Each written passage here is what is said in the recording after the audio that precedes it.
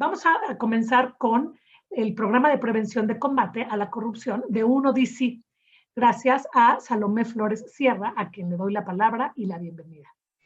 Muchas gracias, Sheila. Bueno, en los siguientes minutos me voy a permitir compartir con ustedes algunos temas relacionados con la medición de la corrupción, que pues es un tema que se discute muchísimo en todas las mesas, en muchos momentos. Creo que la mayoría de nosotros hemos visto en algún periódico, en alguna página de internet, cómo cada año Transparencia Internacional publica su índice de percepción de corrupción y normalmente pues hay preocupación al respecto de, en este caso, si México sube o baja en el índice de percepción de corrupción. Pero desde la UNODC tenemos pues toda una serie de retos adelante respecto de la medición de la corrupción. Y de eso es de lo que les queremos platicar, de ir más allá de este tema del ranking que saca Transparencia Internacional cada año, para pues que ustedes estén más informados de qué se trata esto de medir la corrupción y quién lo está haciendo y cómo lo está haciendo y cómo está México en cuanto a la medición de la corrupción. Para darles un poco de contexto, bueno, la comunidad internacional aprobó en 2015, firmó en 2015 la Convención de las Naciones Unidas contra la Corrupción, que es la UNCAC. Esta es pues el único instrumento internacional jurídico que es vinculante y que hasta este año de 2021 han firmado 187 países, entre ellos México. Además, pues esta se conoce también como la Convención de Mérida, porque se abrió a discusión y a firma aquí en la ciudad de Mérida en ese año. Entonces, bueno, el marco, digamos, de guía en cuanto a lo que los países tienen que hacer para prevenir y combatir la corrupción está en esta convención.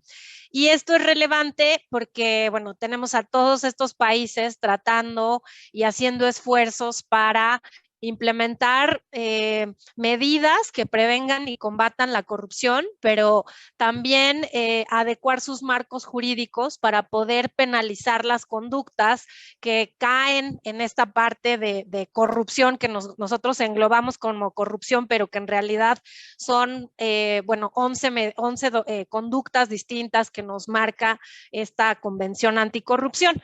En esta lámina lo que incluí fue el capitulado de la convención. Como decía, hay una parte de medidas preventivas, que es el capítulo 2, que tiene que ver sobre todo con acciones a cargo de los gobiernos, pero que además sí incluye, a diferencia de otros instrumentos internacionales como el de la OCDE o como también la convención que tiene la Organización para los Estados Americanos, la OEA, también las medidas preventivas consideran una parte a cargo del sector privado y por eso digamos, proyecto que tenemos ahora está muy alineado con estas medidas preventivas que vienen en el capítulo 2 de la convención. El capítulo 3 describe todas esas conductas que se pueden asociar a corrupción. Hablamos mucho de soborno. Aquí ven ustedes las otras actividades, las otras conductas que están en este capítulo y que deberían de estar consideradas como asociadas a la corrupción: malversación de fondos, abuso de funciones, tráfico de influencias, enriquecimiento ilícito, lavado de dinero, obstrucción de la justicia. Están todas esas conductas que poco a poco los países han ido incorporando en sus códigos penales para también investigar y eventualmente sancionar estas conductas asociadas a la corrupción. Hay otro capítulo de cooperación internacional porque muchas de estas conductas a veces requieren de la cooperación internacional para poder llevar a cabo tanto detección, pero sobre todo investigación y sanción. Y este es pues un capítulo que se hace mucho énfasis en la Convención de la necesidad de que haya cooperación entre los países. Hay otro elemento que tiene que ver con la recuperación de activos producto de la corrupción, que también implica una fuerte cooperación internacional, porque muchas veces los activos que son resultado de la corrupción se llevan a otro país, pues a través de inversiones, a través de adquisiciones de bienes, etcétera. Entonces, la parte de recuperación de activos de manera nacional e internacional también está incorporada. Hay otra parte que tiene que ver con la asistencia técnica y el intercambio de información, y finalmente la descripción del mecanismo de aplicación de la convención.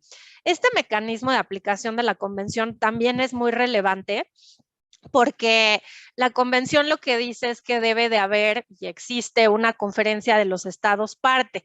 Este es un foro en el que los países que han firmado la convención se reúnen periódicamente para discutir cómo van en sus actividades de prevención y combate a la corrupción, dar cuenta de cómo van en estos esfuerzos y promover este acercamiento entre pares, entre instituciones que son responsables del combate y la prevención de la corrupción. Como parte también de implementar la corrupción, hay un mecanismo de examen de la aplicación de la convención. Igualmente, de manera periódica, hay ciclos de revisión en las que dos países revisan a un tercer país. México ha sido evaluado en 2 ocasiones, o bueno, valorado o participado en este mecanismo de examen de la aplicación de la convención, en 2013 y después en 2017. Esto de mecanismo de examen pues es global, y se seleccionan por cada ciclo de examen 2 capítulos específicos de la convención. En la última ocasión, en 2017, Guatemala y Sao Tomé y Príncipe revisó a México en cuanto a las medidas preventivas y en cuanto a la recuperación de activos. Durante algún tiempo se hizo una revisión, primero de escritorio, después hubo una visita de funcionarios y se intercambiaron pues puntos de vista respecto de los avances de México en la implementación de estos 2 capítulos. Y además de eso, pues se generaron recomendaciones muy específicas de cómo podía avanzar México en la implementación de estas medidas que mandata la convención. Todos los reportes que son resultantes de este mecanismo de examen son públicos, se pueden consultar por si a alguien le interesa saber un poco más de cómo es que México ha salido evaluado tanto en 2013 como en 2017, con mucho gusto les podemos dar la información. Las recomendaciones son pues bastante técnicas también, pero sí se señala muy específicamente qué es lo que México tiene que hacer en cada uno de los capítulos para avanzar. México ha avanzado de manera importante, sobre todo en la parte normativa, pero nos falta muchísimo para realmente mostrar evidencias del avance en algunas de las temáticas. Y ahora sí voy a aterrizar un poquito más a lo que tiene que ver con medición de la corrupción. En la convención hay un capítulo que es el capítulo 61, perdón, un artículo que es el artículo 61, donde se les pide a los países que generen, que recolecten datos que les permitan entender las tendencias de la corrupción y que les permitan entender el contexto en el que se cometen estas conductas. Lo que se invita también a los países es a tener estadísticas, realizar análisis a partir de estas estadísticas e intercambiar esta información. El reto es que para que se puedan llevar a cabo mediciones de este tipo, pues se tiene que contar con metodologías uniformes que permitan que la información sea comparable y sea confiable también. Y para eso hay que tener también definiciones estándares, que es uno de los retos que tenemos a nivel global, porque pues muchas veces hay particularidades jurídicas y por supuesto también institucionales en cada uno de los países. La convención también dice que todos estos datos o información que se tenga en cada país deberían de ser utilizados para monitorear las políticas anticorrupción y también para valorar si están siendo realmente eficaces y efectivas en estos esfuerzos de pues combatir y prevenir la corrupción. Ese fue el mandato que se hizo en 2015. Se han hecho algunos avances, pero falta pues todavía bastante. Tenemos como Naciones Unidas una agenda de desarrollo sostenible que fue aprobada en 2015 por toda la comunidad internacional. Esta Agenda 2030, como le decimos, tiene 17 objetivos de desarrollo sostenible. El objetivo 16 tiene que ver con paz, justicia e instituciones sólidas. Y como parte de las metas de este objetivo 16, tenemos la meta 16.5, que indica que todos los países tendrían que llevar a cabo esfuerzos para reducir considerablemente la corrupción y el soborno en todas sus formas.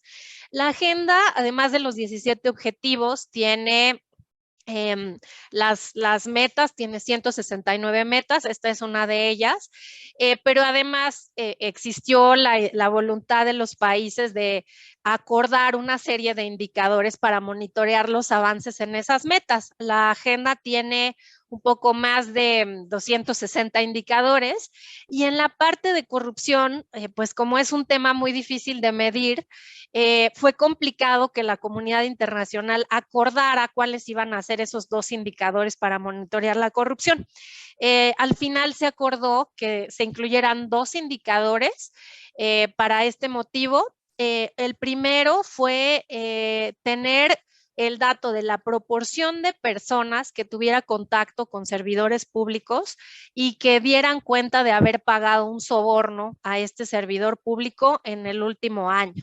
Ese es el indicador 16.5.1 y el indicador 16.5.2 es el mismo indicador, pero en lugar de personas, la medición se hace con negocios, con empresas. Tenemos un manual que generó nuestra oficina, la UNODC, y de hecho nosotros aquí en México estuvimos directamente involucrados en la generación de este manual.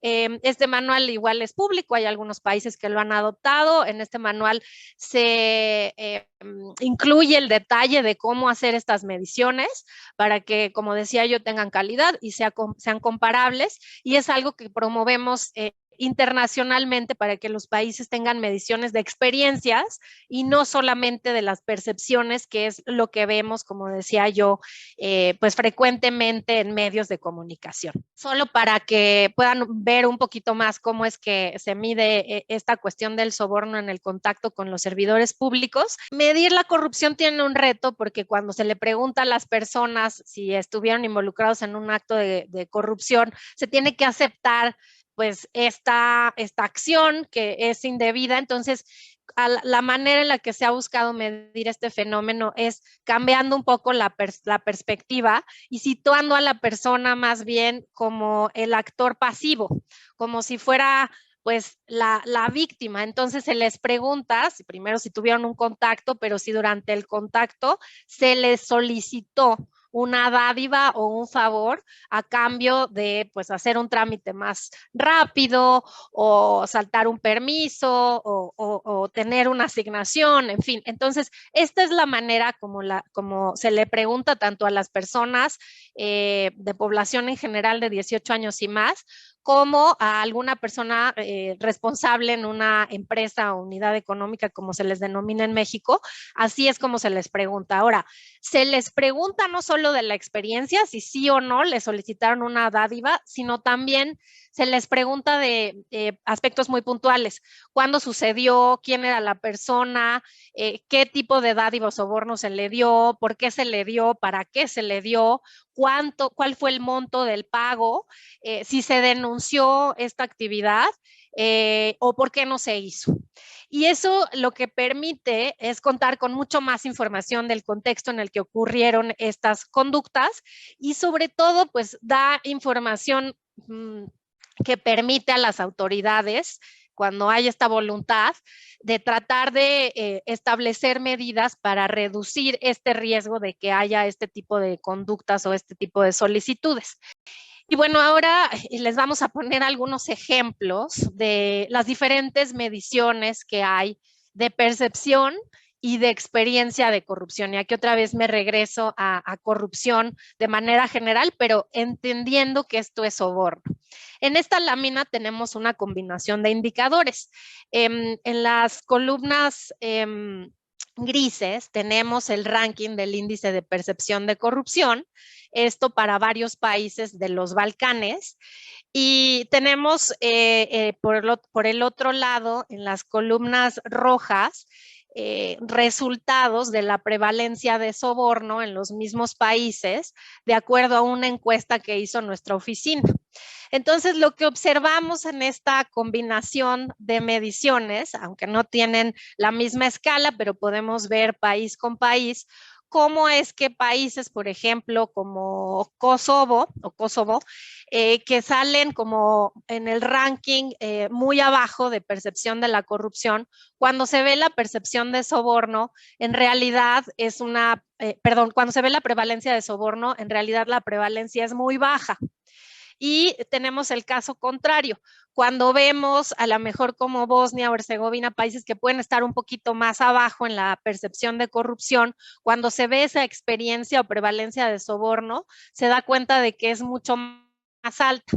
Entonces, en esta lámina básicamente lo que queremos ejemplificar es que no podemos tener solamente un indicador que nos dé cuenta de cómo va la corrupción en un país, porque nos quedaríamos con una percepción muy sesgada, muy limitada de lo que se está viviendo realmente en cuanto a corrupción en un país. Tenemos que forzosamente ver una combinación de indicadores y una comparación de indicadores. La percepción no nos da, digamos, toda la película completa. Tenemos que también entender cuál es realmente esa experiencia y sobre todo dónde es que están ocurriendo las conductas. En México, debemos saber que es uno de los pocos países que tiene tanta información sobre percepción y experiencia de corrupción. No todos los países tienen este tipo de mediciones.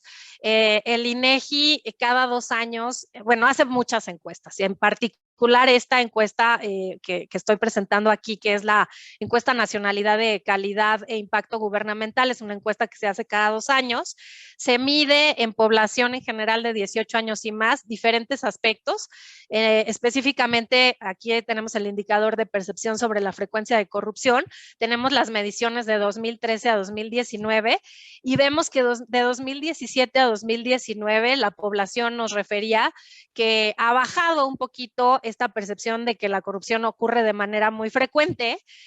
Si bien se bajó también el muy frecuente, en la parte de frecuente subió un poquito entre 2017 y 2019. Esto quiere decir que todavía hay una percepción de frecuencia de la corrupción bastante alta en México. Y esa es, por un lado, la percepción, pero cuando saltamos y vemos realmente la experiencia de corrupción, aquí lo que vemos es que esta experiencia de corrupción, específicamente de soborno, ha subido entre 2017 y 2019. No de manera pues muy importante, es un punto, pero sí hay una tendencia a la alza si vemos el indicador desde 2013 hasta 2017. Entonces, si bien la percepción ha bajado, un poco, ligeramente, la experiencia todavía tiende a subir. Algo que también es importante es saber, como les decía, en dónde es que ocurren estas experiencias de corrupción. La mayoría de las personas declara que casi en el 60% de los casos en los que experimentaron este acto de corrupción fue en el contacto con autoridades de seguridad pública. Luego hay una categoría residual donde hay muchísimos trámites, pero eso se puede ver con detalle en cuáles fueron esos pagos, trámites o solicitudes en los que ocurrió. Además, bueno, tenemos estas mediciones que son nacionales, pero esto también se puede ver por estado y por sector. Y bueno, ahí no me voy a detener, igual y luego les compartimos la información por si alguien quiere conocer con más detalle esto. Y algo también muy importante con todas las conductas delictivas y en particular con el tema de soborno es que tenemos por un lado casi un 16% de personas que nos refieren que fueron víctimas de la corrupción, pero de ese 15% solo el 5.1% denunció esta conducta a alguna de las autoridades. Y esto también es un dato muy importante porque pues primero, porque no todos están dispuestos a hacer una denuncia y sabemos por qué no están dispuestos a hacer una denuncia, y tenemos ahí los datos, ¿no? La mayoría de las personas consideramos que es inútil, que no se va a darle un seguimiento, eso es casi el 30%. Un segundo grupo considera que es una pérdida de tiempo, muy parecido. Otro grupo dice que tampoco tiene tiempo, y hay un 11% que dice que la corrupción es una práctica común, y hay un 9% que nos dice que obtuvo un beneficio, entonces no estaba en la capacidad de hacer las denuncias. Entonces, estas pues también son llamadas de atención, porque parte de ser un ciudadano y de tener una conducta ética e íntegra, pues implica también llevar a cabo una denuncia, porque en la medida en la que las autoridades puedan detectar estas conductas, pues se pueden hacer investigaciones pertinentes, y no solo se pueden tomar medidas para mitigar el riesgo, también se deben de llevar a cabo investigaciones que permitan llegar a una sanción de las conductas, y eso es parte de tratar de contener este fenómeno y combatirlo, y pues todos somos responsables de hacerlo.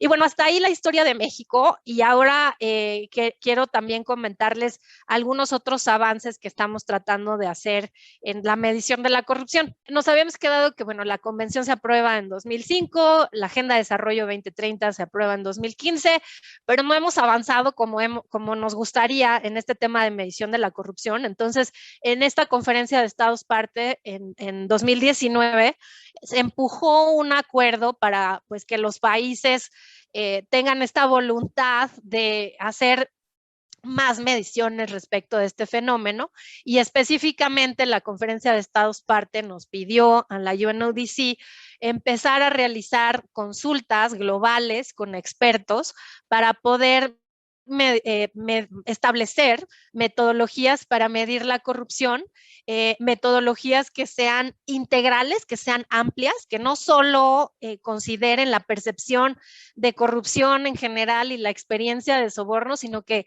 veamos otros elementos asociados a la corrupción, y que además se hagan de manera científica, de manera representativa, de manera periódica.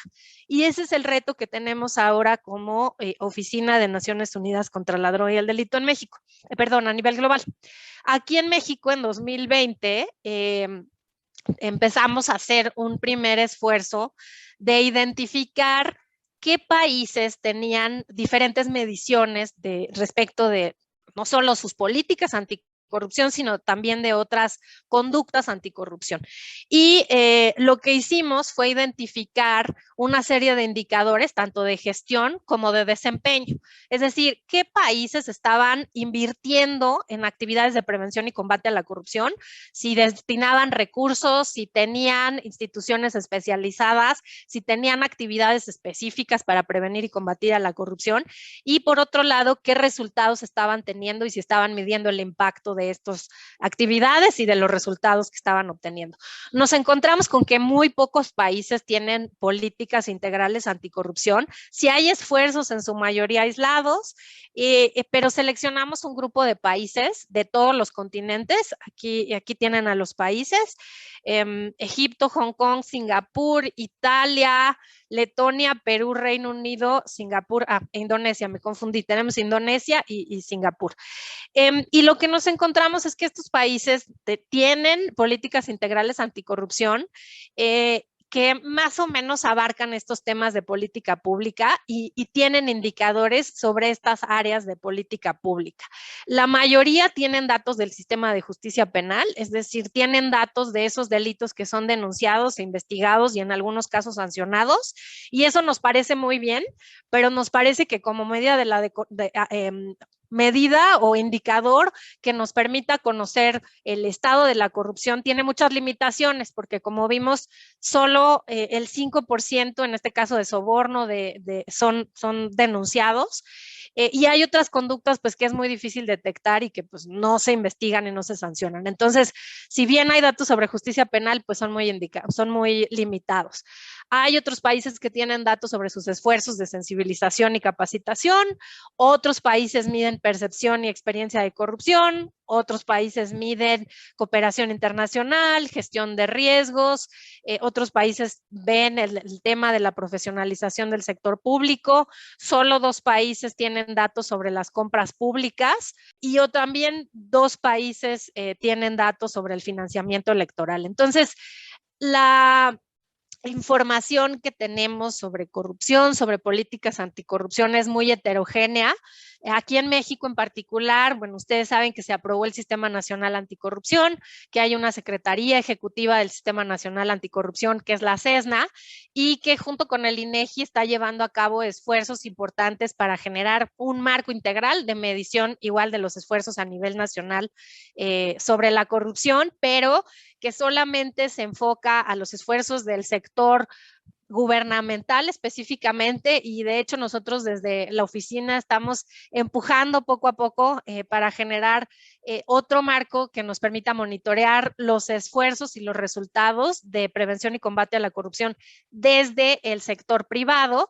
Y de hecho ahí hemos ya comenzado a tener algunas conversaciones con Sonia que nos está dando algunas ideas de cómo avanzar, porque pues el tema de la corrupción, como señalaba yo, es muy amplio y no solamente recae en esfuerzos gubernamentales, también hay sectores como el sector privado que está haciendo esfuerzos y que, bueno, tiene también que hacer esfuerzos porque, como decía Sonia al principio, pues es un tema que implica mucha inversión y mucha vigilancia, asegurarnos que no hay este tipo de conductas o malas prácticas en el sector privado también. Entonces, pues el reto está ahí. Los hallazgos que tenemos es que hay muy pocos países que miden la experiencia de la corrupción, que no tenemos marcos integrales para medirla, que no nos sirve conocer solamente un indicador de percepción si realmente queremos entender cómo es que se comporta la corrupción y cómo atacarla y dónde atacarla. Y sabemos que puede haber prácticas internacionales interesantes que pueden ser pues utilizadas como una referencia o como una inspiración a nivel nacional, pero que necesitamos bajar toda esta realidad o todos estos retos de medir al contexto nacional y adaptarlos pues de acuerdo al contexto y de acuerdo a las prioridades nacionales. Entonces, en eso estamos y bueno, solo comentarles ya para finalizar esta intervención que siguiendo esta tarea que nos dejó la comunidad internacional a la UNODC, hace unas semanas llevamos a cabo el lanzamiento de un grupo de tarea. Es el segundo grupo porque el primer grupo que hicimos nos ayudó a hacer el manual que les presentaba hace un momento. Ahora tenemos un segundo grupo que empezó a trabajar. En este segundo grupo hay expertos de todo el mundo. Tenemos a Transparencia Internacional, tenemos a la OCDE, al Banco Mundial, a expertos de varios tanques de pensamiento en varios países del mundo, expertos académicos, expertos de oficinas nacionales de estadística que llevan años estudiando la medición de la corrupción y que juntos estamos trabajando en desarrollar este marco integral de medición de la corrupción que nos lleve a medir otras conductas más allá del soborno, que nos lleve también a definir indicadores para poder entender la gestión de riesgos de corrupción, sobre todo en sectores vulnerables. Y además también se tiene pensado incluir en este marco de medición indicadores que nos permitan entender cómo están respondiendo los gobiernos a la corrupción, no solo desde el punto de vista de prevención, sino también cómo se están llevando a cabo la detección y la sanción de estas conductas. Entonces, comenzamos recién a trabajar en esto y estamos pensando que el próximo año, ojalá si todo sale bien, estaremos publicando como UNODC este marco que buscamos que todos los países utilicen como referencia para llevar a cabo mediciones que nos den cuenta, como decía yo, de los distintos tipos de corrupción y de los esfuerzos que están haciendo a nivel nacional para prevenirla y detectarla. Y pues este es el amplio marco de la medición de la corrupción. Como les decía, aquí en México tenemos avances importantes con los datos que genera el INEGI periódicamente, tanto de percepción como de experiencia, y no solo de población en general, sino también en el sector privado, de las experiencias que tiene el sector privado por tipo de o más bien por tamaño de empresa y por sector. Y pues estamos a sus órdenes en caso de cualquier duda. Si quieren más información o más datos que de pronto puedan utilizar en algunos de sus clases, con mucho gusto se los podemos compartir. Preguntaba yo que estos exámenes entre pares que se hacen de países, que si el último examen a México fue el del 2017 que mencionabas, me decía, contestaba Laura que sí. Entonces no hay ningún examen hecho en el gobierno actual de México, ¿verdad? No, el primero fue 2013 y el segundo fue 2017 y no ha habido un tercer ciclo de revisión. Pero qué bueno que preguntas eso, Miriam, porque la verdad es que en la oficina estamos súper contentos porque con el apoyo de USAID, por primera vez en el mundo, estamos replicando este mecanismo de revisión, pero entre las entidades federativas, aquí en México, en los 32 estados. Ningún país del mundo, bueno, primero no todos los países del mundo son federados, ¿no? Pero tampoco ningún país del mundo había tenido esta voluntad de hacer una revisión subnacional, digamos, o a nivel estatal. Este ejercicio lo empezamos el año pasado en diciembre y básicamente estamos haciendo lo mismo que se hace a nivel global, pero haciéndolo a nivel nacional entre los estados. No estamos revisando capítulos, estamos revisando artículos, estamos revisando los avances que hay en información pública, donde el INAI nos ha ayudado muchísimo y los homólogos estatales del INAI están siendo muy activos. Estamos valorando también el tema de compras públicas y el tema de denunciantes. Entonces, digamos, es lo más cercano que haya una evaluación en el gobierno actual, pero no es a nivel federal, es entre las entidades federativas y de hecho, pues hay otros países de la región y del mundo que están siguiendo este ejemplo porque pues es inédito.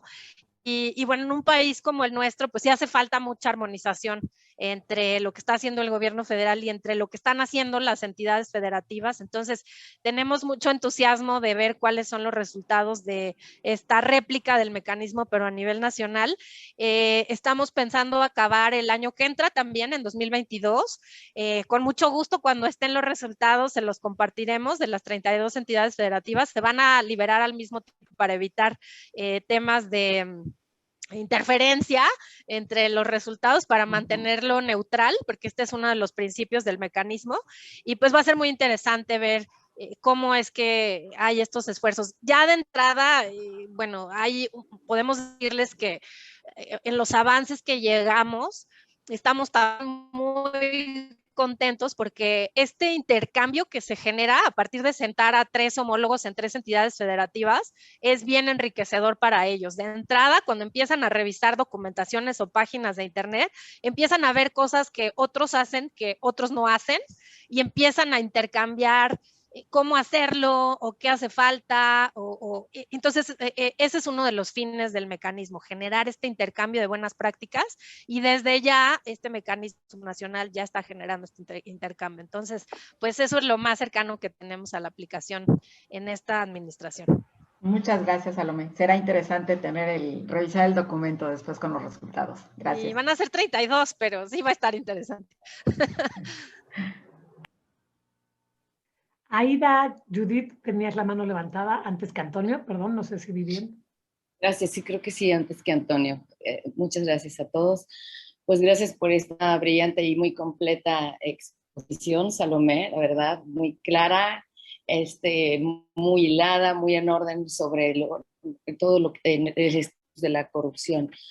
Y mi pregunta como humanista y como una persona muy inclinada por cuestiones filosóficas y antropológicas, quisiera yo preguntar si se está contemplando perspectivas, aparte de científicas, desde las ciencias duras y desde la estadística y demás, perspectivas humanísticas, filosóficas y antropológicas sobre una pregunta sobre qué es la corrupción en sí misma y si el ser humano es corrupto por naturaleza. Pues quisiera saber si hay algo sobre eso, si no, pues para sumarnos en este esfuerzo y a lo mejor poder enlazar indicadores de otro tipo, ¿no? Gracias. Sí, muchísimas gracias. Judith, es una pregunta muy pertinente. Yo les ponía esta foto del grupo de tarea y una de las primeras discusiones de este grupo de tarea que se lanzó hace unas semanas era justamente eso, ¿no? No tenemos una definición de corrupción acordada a nivel global, por lo menos no de corrupción, ¿no? Ese concepto, como decía yo, la Convención Anticorrupción, la UNCAC, la de Naciones Unidas, tiene 11 conductas que decimos que tendrían que considerarse como asociadas a la corrupción. Tenemos esta definición genérica que es sacar provecho, ¿no? O tener ventaja en un intercambio o en una transacción, y eso es corrupción, pero sí los expertos coinciden en que todavía hace falta discutir este tema. Entonces, solo decirte que está en discusión, que si bien tenemos conductas acordadas y definidas, todavía hace falta llevar a cabo discusiones conceptuales, y en este grupo de tarea que yo señalaba es una de las tareas que tenemos pendiente. Ahora, tú apuntabas algo muy importante respecto de la naturaleza del ser humano y si es por esta naturaleza corrupto o no corrupto. Te cuento que en la oficina hay una recién iniciativa de comenzar a trabajar en cuanto a corrupción y género.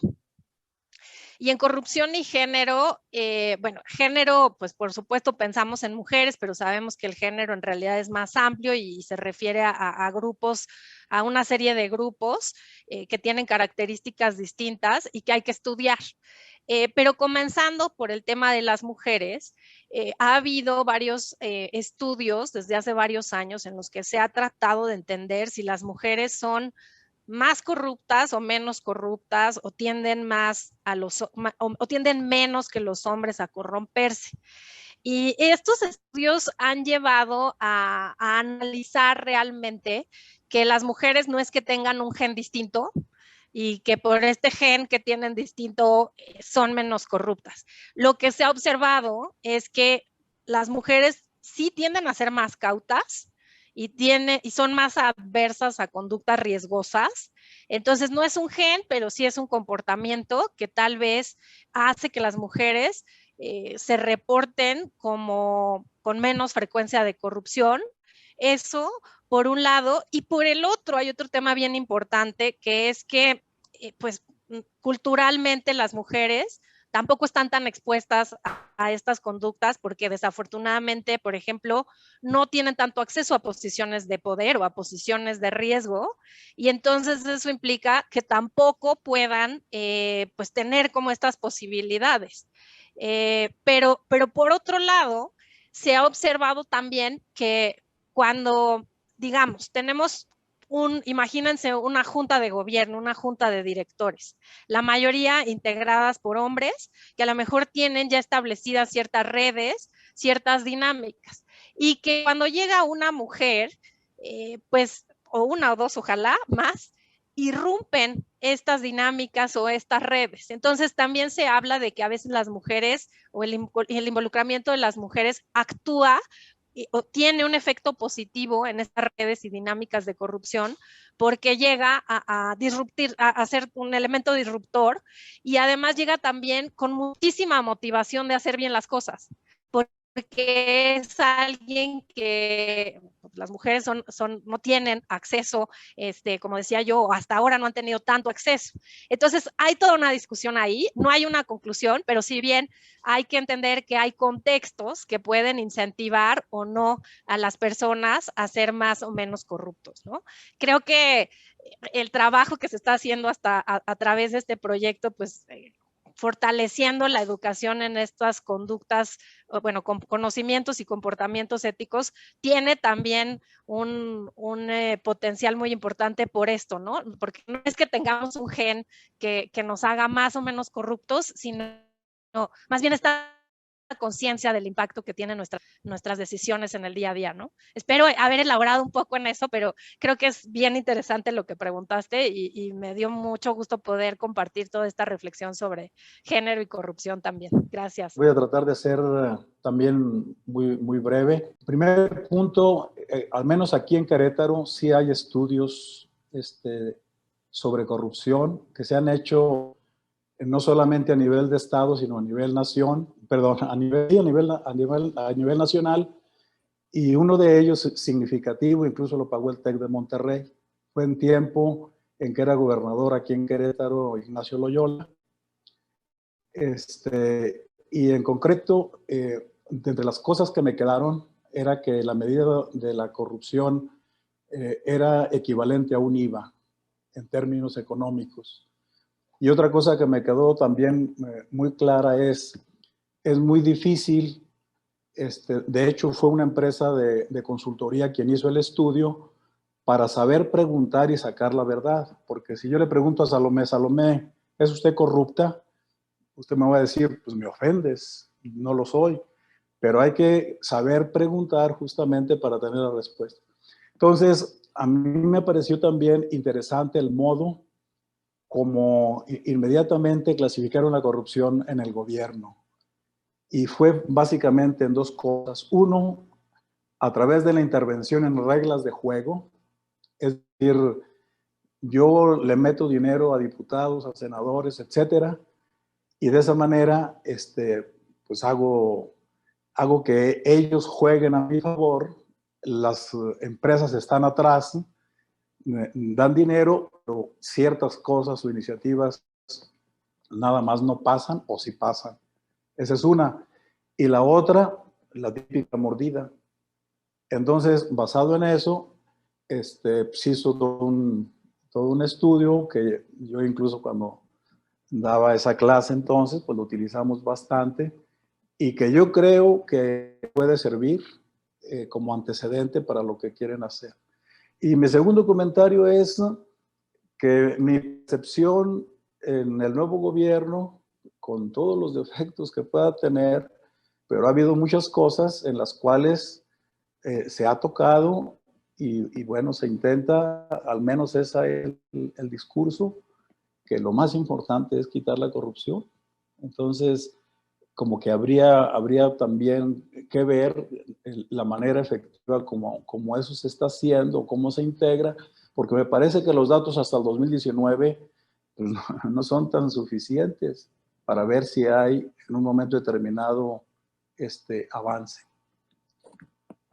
Bueno, eso es todo. Gracias.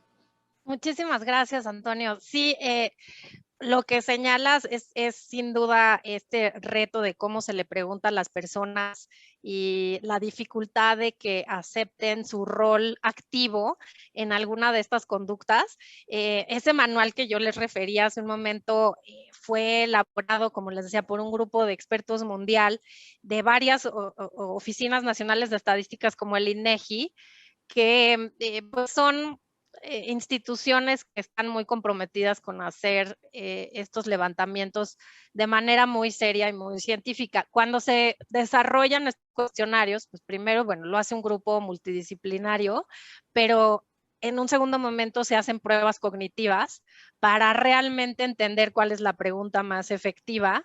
Primero, para que se entienda, y segundo, para, como decía, sacarle la verdad a las personas, ¿no? A lo largo de muchos años lo que se ha observado es que es mucho más adecuado situar a la persona como un objeto pasivo al que le solicitaron alguna situación, porque si no es mucho más complicado que acepte esta conducta.